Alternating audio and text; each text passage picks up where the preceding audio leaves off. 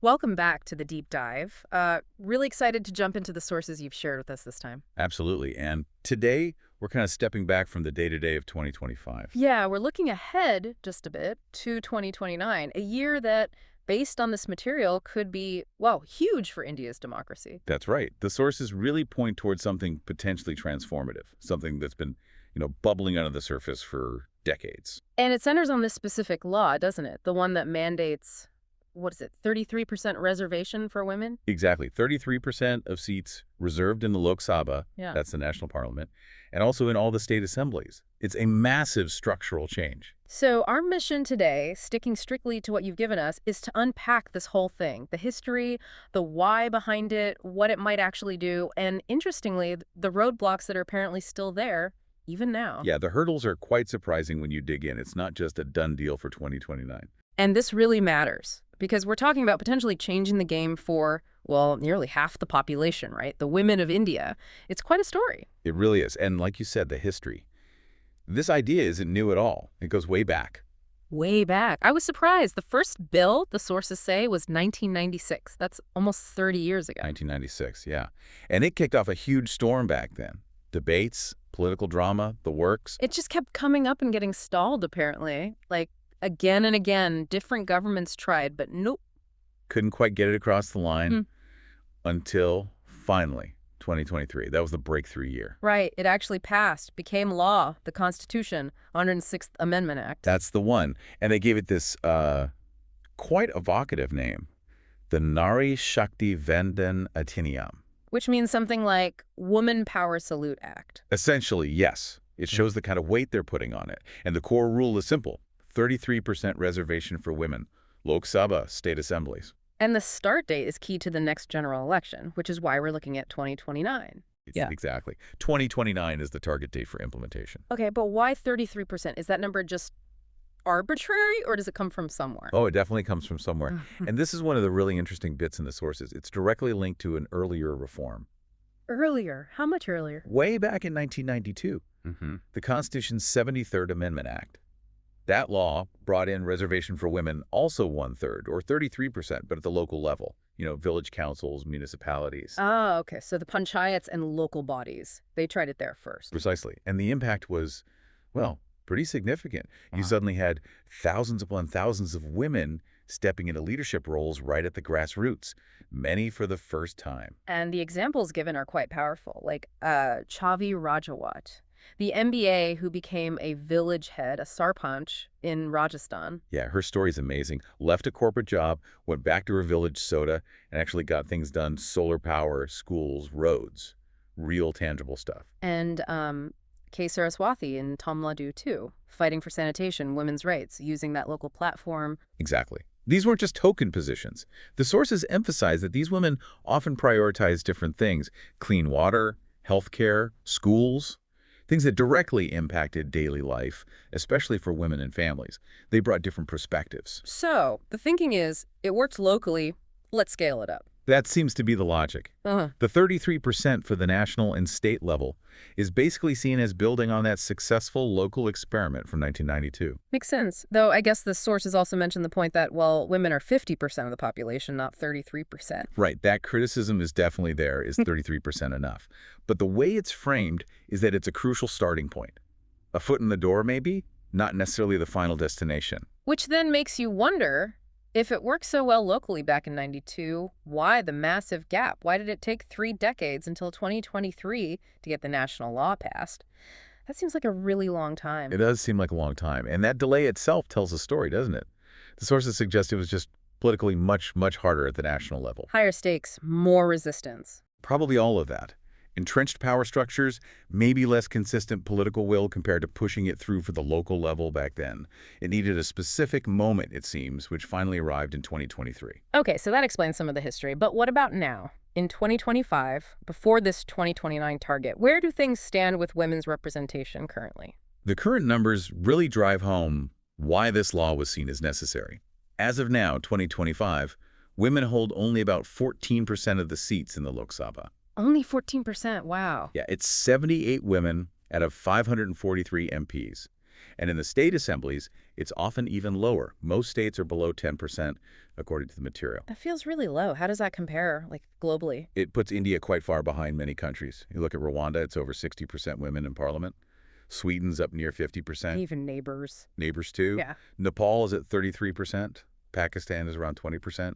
So, yeah, India's 14% is lagging significantly on the global stage. And the argument is this isn't just about numbers for the sake of numbers, right? It affects policy. Absolutely. Yeah. The sources stress that point. Yeah. When you have such low representation, the perspectives and priorities of nearly half the population just aren't adequately reflected in debates and lawmaking. Issues like maybe education, healthcare focused on women, gender violence, things like that might get less airtime. Exactly.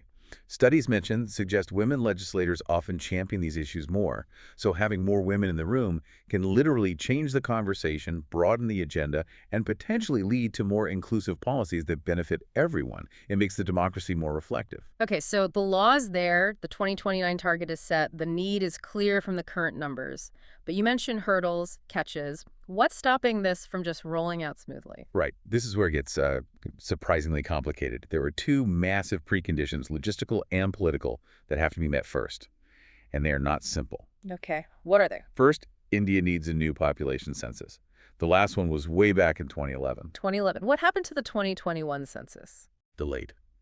Pandemic, other logistical issues.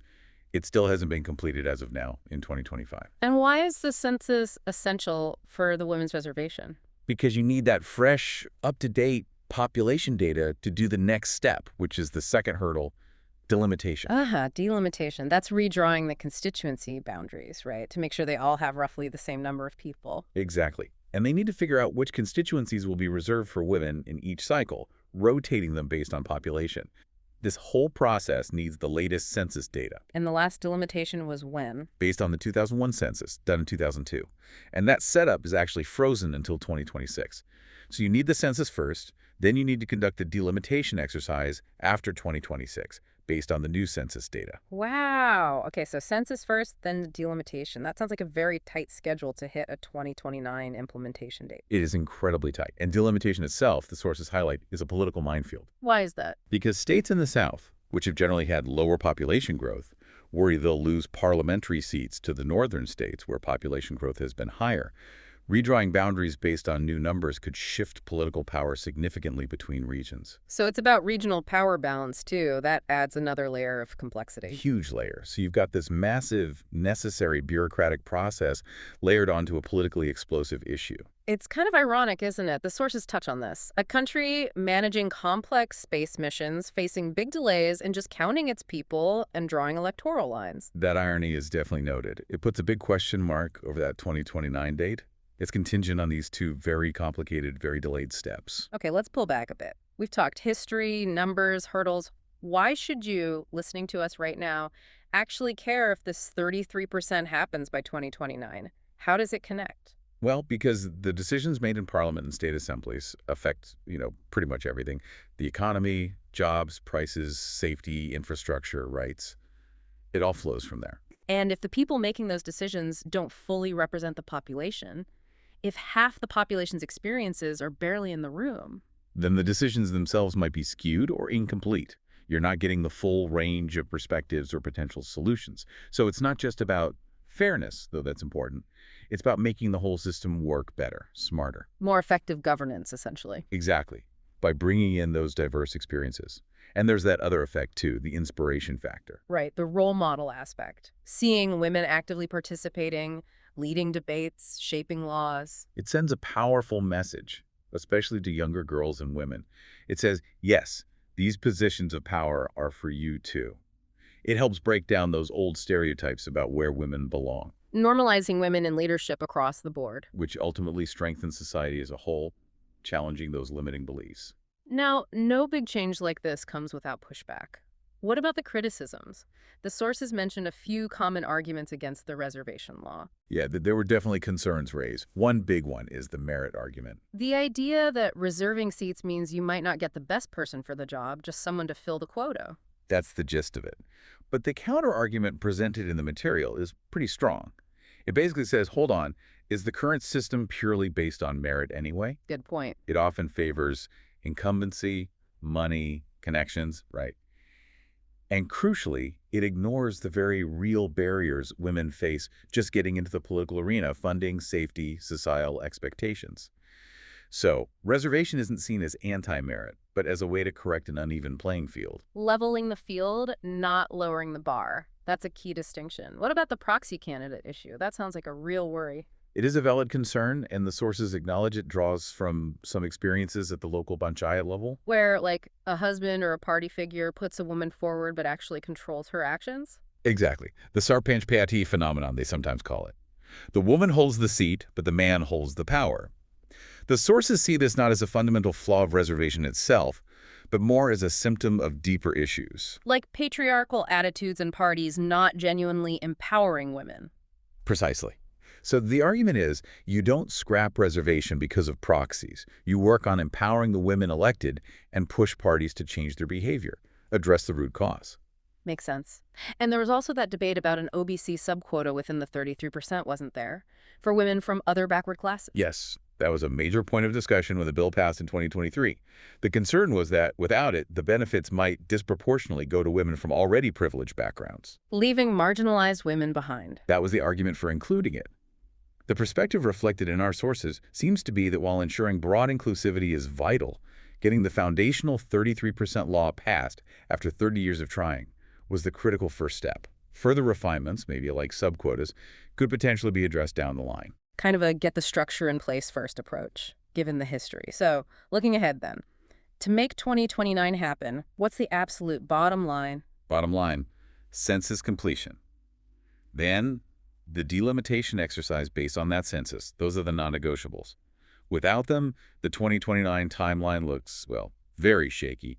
The government has to make these happen, and soon. But it's more than just logistics, isn't it? You mentioned the cultural side. Oh, definitely. Yeah. Getting women into the seats is one thing. Changing minds, challenging stereotypes about women in power. Yeah. That's a longer, ongoing process. It requires effort beyond just the law. Things like how the media covers women politicians. Yeah. Focusing on substance, not just, what they're wearing. Exactly. And political parties have a huge role. Are they truly mentoring and supporting women leaders, giving them meaningful roles? Or just filling slots? And educating voters, too, maybe, about why this diversity in leadership actually benefits everyone. All of that. It's a multi-pronged effort: logistical, political, and societal. Sounds like a tall order. But the potential payoff, as the sources suggest, is pretty significant, a real shakeup. Maybe even fewer naps in Parliament. Uh-huh. Well, we can hope. But seriously, the potential for shifting policy priorities, making debates richer, making laws that better reflect the needs of the entire population, that's the real promise here. So ultimately, this Nari Shakti Vandanadhiniyam, despite the long wait and the current hurdles, is framed as this potentially massive step forward. A giant leap, potentially, towards a more inclusive, more representative democracy that truly reflects all its people, moving women from the sidelines to the center stage of policymaking. It's about making sure women are not just subjects of policy, but co-authors of it. Well put. Active architects of the country's future. So wrapping up this deep dive, the key takeaway seems clear. India's got this landmark law for 33% women's reservation, aiming for 2029. It's built on past success locally, addresses a big representation gap, but it's tangled up in these complex, delayed processes, the census and delimitation, plus the ongoing need for that cultural shift. The path isn't clear just yet. which leaves us pondering some big questions, doesn't it? If 33% is just the start, like the sources hint, when might we see a real push for 50%? True parity. And maybe more immediately, given the delays we've discussed, how realistic is that 2029 deadline? Can all the pieces actually fall into place in time? Those are definitely the key things to watch. Huge questions hanging over this really historic move. Absolutely. And we could only explore all this thanks to the material you sent in. So thank you, as always, for sharing the sources that fuel these conversations. Yes, we genuinely appreciate it. It allows us to dive deep like this. We're already looking forward to whatever you send our way next. Until then, keep thinking, keep questioning. Stay curious.